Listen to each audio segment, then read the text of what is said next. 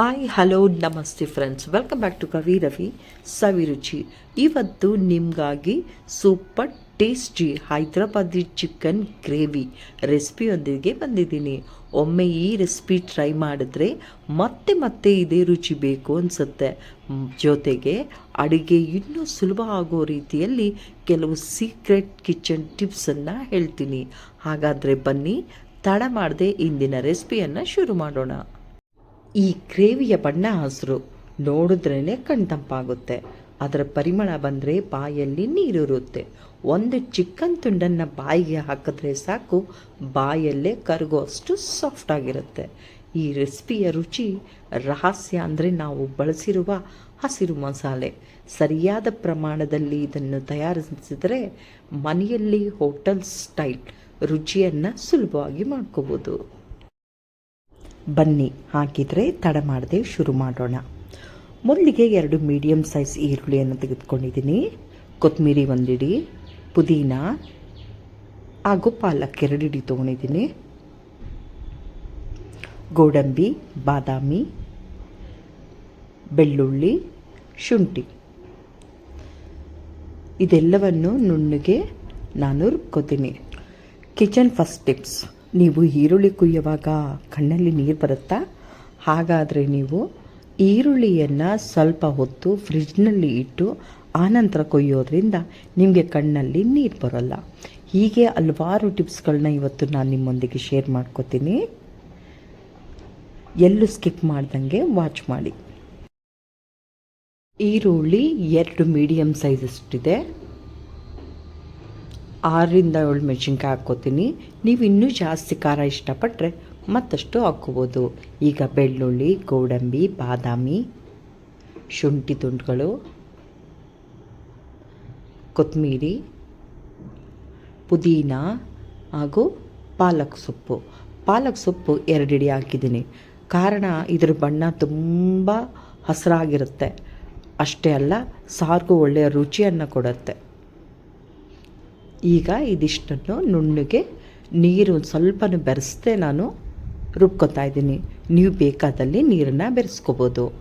ಈಗ second tips: ಕೊತ್ತಂಬರಿ ತುಂಬ ದಿನಗಳ ಕಾಲ ಫ್ರೆಶ್ನೆಸ್ ಆಗೇ ಇರಬೇಕು ಅಂದರೆ ಟಿಶ್ಯೂ ಪೇಪರಲ್ಲಿ ಸುತ್ತಿ ಬಾಕ್ಸ್ನಲ್ಲಿ ಹಾಕಿಡೋದ್ರಿಂದ ಕೊತ್ತಂಬರಿ ತುಂಬ ದಿನಗಳ ಕಾಲ ಫ್ರೆಶ್ ಆಗಿರುತ್ತೆ. ಅರ್ಧ kg ಚಿಕನ್ನ ಕ್ಲೀನಾಗಿ ವಾಶ್ ಮಾಡಿದ್ದೀನಿ. ಹಾಗೂ ಅದಕ್ಕೆ ರುಚಿಗೆ ತಕ್ಕಷ್ಟು ಉಪ್ಪು, ಅರ್ಧ ಸ್ಪೂನ್ ಅಷ್ಟು ಅರಿಶಿನ ಹಾಕಿ ಕ್ಲೀನಾಗಿ ಕಲಿಸ್ಕೊಳ್ಳೋಣ. ಈಗ 3ನೇ ಟಿಪ್ಸ್: ಕುಕ್ಕರಲ್ಲಿ ಬೇಳೆ ಚೆನ್ನಾಗಿ ಬೇಯಬೇಕು ಅಂದರೆ 15ರಿಂದ 20 ನಿಮಿಷಗಳ ಕಾಲ ಚೆನ್ನಾಗಿ ನೆನೆಸಿಟ್ಟು ಆನಂತರ ನಾವು ಪ್ರೆಷರ್ ಬರ್ಸೋದ್ರಿಂದ ಬೇಳೆ ಚೆನ್ನಾಗಿ ಬೆಂದಿರುತ್ತೆ. ಆಗಲೇ ರುಬ್ಬಿಟ್ಟಂಥ ಮಿಶ್ರಣವನ್ನು ಇದಕ್ಕೆ ಹಾಕಿ ನಾನು ಕಲಿಸ್ತಾ ಇದ್ದೀನಿ. ತೋರಿಸೋಂಥ ರೀತಿಯಲ್ಲೇ ನೀವು ಚೆನ್ನಾಗಿ ಮಾಡಿಕೊಂಡ್ರಿ ಅಂದರೆ ನಿಜವಾಗ್ಲೂ ಈ ಹೈದರಾಬಾದಿ ಚಿಕನ್ ಗ್ರೇವಿ ಬಹಳ ಟೇಸ್ಟಿಯಾಗಿರುತ್ತೆ. ನಾನು ಇದಕ್ಕೆ ಯಾವುದೇ ರೀತಿಯ ಧನಿಯಾ ಪುಡಿ ಆಗಲಿ, ಜೀರಿಗೆ ಪುಡಿ ಏನು ಬೆರೆಸ್ತಿಲ್ಲ. ಇಷ್ಟರಲ್ಲೇ ಸಾಕಷ್ಟು ರುಚಿಯಾಗಿರುತ್ತೆ. ಅರ್ಧ ಕಪ್ಪಷ್ಟು ಗಟ್ಟಿ ಮೊಸರನ್ನು ಕ್ಲೀನಾಗಿ ವಿಸ್ಕ್ ಮಾಡಿದ್ದೀನಿ. ಈಗ ಇದನ್ನು ಸಹ ಇದ್ರ ಜೊತೆ ಬೆರೆಸ್ಕೊತಾ ಇದ್ದೀನಿ.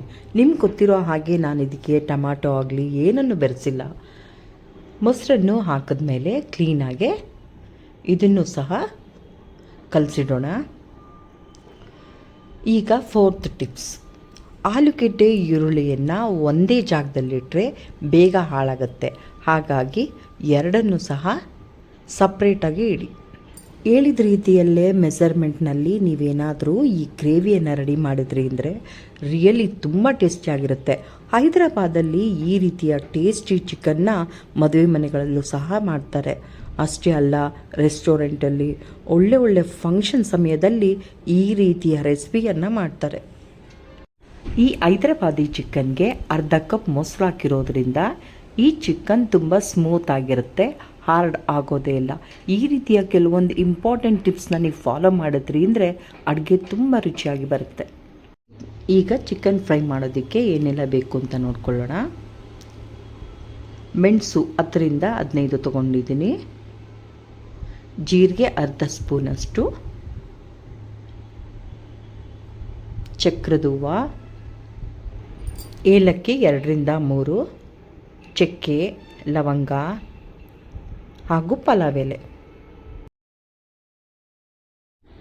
ಈಗ ಒಂದು ಬಾಣಲಿಯಲ್ಲಿ 2 ಸ್ಪೂನಷ್ಟು ತುಪ್ಪ ಹಾಗೂ 1 ಸ್ಪೂನಷ್ಟು ಕುಕ್ಕಿಂಗ್ ಆಯಿಲ್ನ ಹಾಕಿ ಚೆನ್ನಾಗಿ ಕಾದ ನಂತರ ಆಗಲೇ ತೋರಿಸಿಟ್ಟಂಥ ಮಸಾಲೆಗಳನ್ನೆಲ್ಲ ಇದಕ್ಕೆ ಹಾಕಿ ಇದು ಎಣ್ಣೆಗೆ ರಿಲೀಸ್ ಆದ ನಂತರ ಬಹಳ ರುಚಿಯನ್ನು ದುಪ್ಪಟ್ಟು ಮಾಡುತ್ತೆ.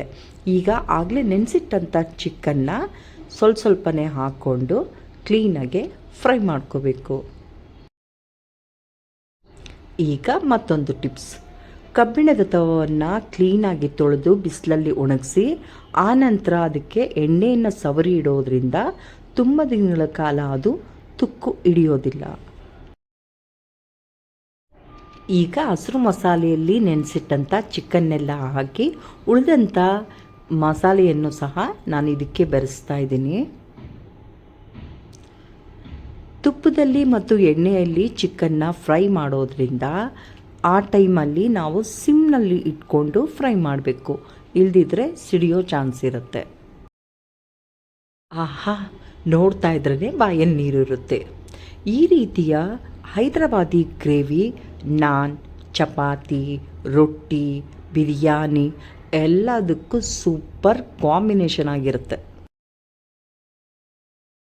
ಈ ರೀತಿಯಾಗಿ ಫ್ರೈ ಮಾಡೋದ್ರಿಂದ ಟೇಸ್ಟ್ ತುಂಬ ಚೆನ್ನಾಗಿರುತ್ತೆ.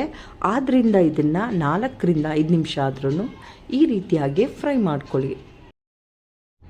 ಈ ಚಿಕನನ್ನು ಚೆನ್ನಾಗಿ ಮ್ಯಾರಿನೇಟ್ ಮಾಡಿರೋದ್ರಿಂದ ಚಿಕನ್ ಪ್ರತಿಯೊಂದು ತುಂಡಿನಲ್ಲೂ ಸಾಕಷ್ಟು ರುಚಿಯನ್ನು ಕೊಡುತ್ತೆ. ಅಷ್ಟೇ ಅಲ್ಲ, ಒಳ್ಳೆ ಘಮಘಮಿಸುವಂಥ ರುಚಿಯೂ ಸಹ ಈ ಹೈದರಾಬಾದಿ ಚಿಕನ್ನಲ್ಲಿ ನಮಗೆ ಸಿಗುತ್ತೆ. ಇದಕ್ಕೆ ಪ್ಲೇಟನ್ನು ಮುಚ್ಚಿ 5-6 ನಿಮಿಷ ಚೆನ್ನಾಗಿ ನಾನು ಇದನ್ನು ಬೇಯಿಸ್ಕೊಂಡಿದ್ದೀನಿ. ಈಗ ಲಿಡ್ಡನ್ನು ಓಪನ್ ಮಾಡಿ ಮತ್ತೆ ಇದರಲ್ಲಿ ಉಪ್ಪು ಖಾರ ಸರಿಯಾಗಿದೆಯಾ ಅಂತ ಚೆಕ್ ಮಾಡಿಕೊಂಡು ಮತ್ತೆ ಇದನ್ನು 2 to 3 ಮಿನಿಟ್ಸ್ ಚೆನ್ನಾಗಿ ಬೇಯಿಸ್ಕೋಬೇಕು. ನೋಡಿ ಸ್ನೇಹಿತರೆ, ನಮ್ಮ ಹೈದರಾಬಾದಿ ಚಿಕನ್ ಗ್ರೇವಿ ಈಗ ಸಂಪೂರ್ಣವಾಗಿ ರೆಡಿಯಾಗಿದೆ. ಕೊನೆಗೂ ನಮ್ಮ super tasty Hyderabadi chicken gravy serve ಮಾಡೋದಕ್ಕೆ ಸಿದ್ಧ ಆಯಿತು. ನೋಡೋದಕ್ಕೂ ಸೂಪರ್, ತಿನ್ನೋದಕ್ಕೆ ಅದ್ಭುತ. ಹೈದರಾಬಾದಿ ಚಿಕನ್ ಗ್ರೇವಿ ಈಗ ರೆಡಿಯಾಗಿದೆ. ಸ್ನೇಹಿತರೆ, ಈ ರೆಸಿಪಿ ನಿಮಗೆ ಇಷ್ಟ ಆದರೆ ಒಂದು ಲೈಕ್ ಮಾಡಿ, ನಿಮ್ಮ ಸ್ನೇಹಿತರು ಮತ್ತು ಕುಟುಂಬದವರ ಜೊತೆ ತಪ್ಪದೇ ಶೇರ್ ಮಾಡಿ. ಇಂತಹ ರುಚಿಕರವಾದ ಅಡುಗೆಗಳು ಮತ್ತು ಉಪಯುಕ್ತ ಕಿಚನ್ ಟಿಪ್ಸ್ಗಾಗಿ ನಮ್ಮ ಕವಿ ರವಿ ಸವಿರುಚಿ ಚಾನಲನ್ನು ಸಬ್ಸ್ಕ್ರೈಬ್ ಮಾಡ್ಕೊಳ್ಳಿ. ಪಕ್ಕದಲ್ಲಿರುವ ಬೆಲ್ ಐಕಾನನ್ನು ಒತ್ತಿ ಹೊಸ ವಿಡಿಯೋಗಳ ನೋಟಿಫಿಕೇಷನ್ ಕೂಡ ಪಡೆಯಿರಿ. ಇಂಥ ಪ್ರೀತಿ ಮತ್ತು ಬೆಂಬಲಕ್ಕೆ ಹೃತ್ಪೂರ್ವಕ ಧನ್ಯವಾದಗಳು.